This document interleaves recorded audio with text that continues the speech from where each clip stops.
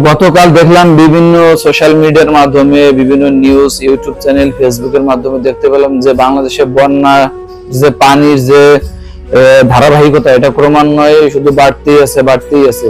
তো এটা দেখার পরে আমার একটা সিদ্ধান্ত আসলো যে যে সকল মানুষ, যে সকল লোকজন বন্যায় ক্ষতিগ্রস্ত আছে এবং আটকা আছে, এদের কোনো সহযোগিতা করা যায় কিনা।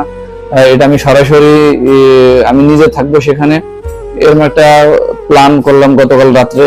এবং এই প্ল্যান অনুযায়ী আমি একটা সিদ্ধান্ত নিলাম, আমাদের গোপালগঞ্জ থেকে আমরা একটা টিম গঠন করব। তো অলরেডি আমি টিম গঠন করে ফেলছি এবং আমরা টোটাল গোপালগঞ্জ থেকে বের হব, এরকম একটা প্ল্যান আমি গতকাল করে ফেলছি।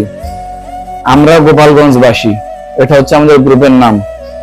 আমরা এই গ্রুপকে কেন্দ্র করে আমরা টোটাল গোপালগঞ্জ থেকে আমরা বের হব। আর এই সাথে একটা টিমও আমরা তৈরি করছি। এই টিমে আমাদের গোপালগঞ্জ সদর, কাশিয়ানী, মুকসেদপুর, কোটালীপাড়া, টঙ্গিপাড়া, আমাদের এই টোটাল 5টা উপজেলায় আমাদের 5টা এই দলীয় টিম গঠন করা হয়েছে। এক একজনের দায়িত্ব আছে। এখানকার লোকগুলো তাদের নিজ নিজ এলাকা থেকে মানে বন্যার যে সহায়তা পাবলিকের কাছ থেকে, এটা যদি কেউ স্বেচ্ছায় দিতে চায় তো তারা সেটা গ্রহণ করবে। আর আমরা এই টিম মিলে বিভিন্ন আর্থিক সহযোগিতা সবাই করে আমরা বন্যার্থীদের পাশে দাঁড়াবো, সেই ধরনের আমাদের একটা প্রস্তুতি চলতেছে। আপনাদেরকে বলতেছি যে আমাদের এই টিমগুলো যদি আমাদের নির্দিষ্ট করে দেওয়া আছে, আমি স্ক্রিনে সবার নাম্বার গুলো দিয়ে দিচ্ছি যে আমাদের প্রতিনিধি হিসেবে কারা কাজ করতেছে। এই টিমগুলো যদি আপনাদের কোনো সহযোগিতা চায় আপনাদের কাছে, আপনারা নিঃসন্দেহে দিতে পারেন, এখানে কোনো সমস্যা হবে না আশা করি। আর আপনাদের প্রতিটা অনুদানের হিসাব এটা আমাদের কাছে ডায়েরি মেনটেন করা থাকবে। আমরা টোটাল টাকা আমরা এখানে উঠাইয়ে তারপরে আপনাদেরকে আমরা যাবতীয় খরচের হিসাব আমি মিডিয়ার মাধ্যমে দিয়ে দেব। আপনার নিঃসন্দেহে আমাদেরকে সহযোগিতা করতে পারেন। আর বিকাশ নাম্বার, নগদ নাম্বার দিয়ে দিচ্ছি। যদি কারোর মনে চায় সহযোগিতা করার জন্য, যারা বন্যার্থীদের সহযোগিতা করবেন,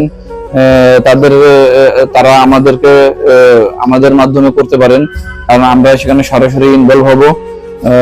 আপনাদের যে একটা টাকা বা 2টা টাকা, 5 টাকা, 20 টাকা, 50 টাকা, এই অ্যামাউন্ট গুলো এক জায়গায় করলে টোটাল একটা অ্যামাউন্ট বড় ধরনের হবে।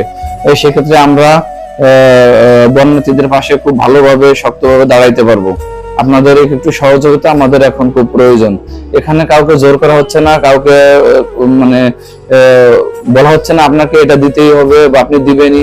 যার যা অ্যাবিলিটি থাকে আপনারা আমাদের পাশে এসে দাঁড়াইতে পারেন। প্রতিনিয়ত আমাদের কত টাকা আমাদের কাছে আসতেছে এটার হিসাব আপনারা পাবেন। আর টোটাল খরচের পরে আমি আপনাদেরকে টোটাল হিসাবটা দিয়ে দিব।